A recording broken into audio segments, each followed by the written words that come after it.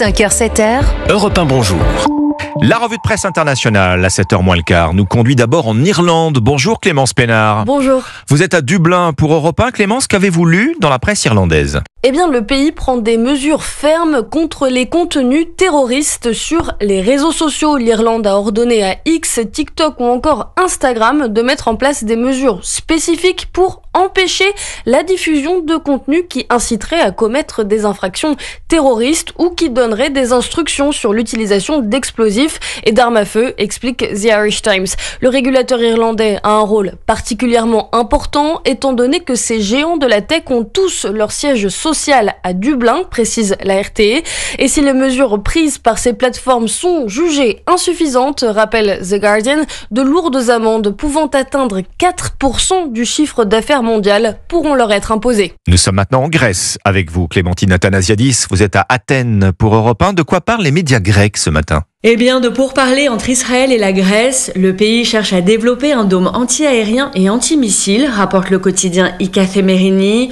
Pour un montant de 2 milliards d'euros, ce système de défense pourrait ressembler au dôme de fer mis en place par Israël, continue le journal. Pour la Grèce, ces discussions s'inscrivent dans un cadre plus large visant à moderniser ses forces armées, souligne le quotidien Tanea.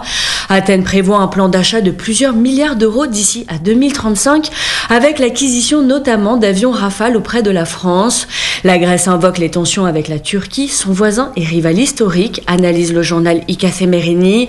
Athènes consacre 3% de son PIB à la défense, l'un des taux les plus élevés parmi les pays membres de l'OTAN, rappelle le quotidien. Nous partons enfin au Brésil avec vous, Jean-Claude Gérès. Vous êtes à Rio pour Europe 1. De quoi parlent les journaux brésiliens ? Des 10 000 condamnés par la justice qui se baladent librement depuis plus de 10 ans dans le pays. Ce chiffre, explique le quotidien Au Sourd en citant les données du Conseil national de la justice, représente 3% des 368 000 mandats d'arrêt en vigueur.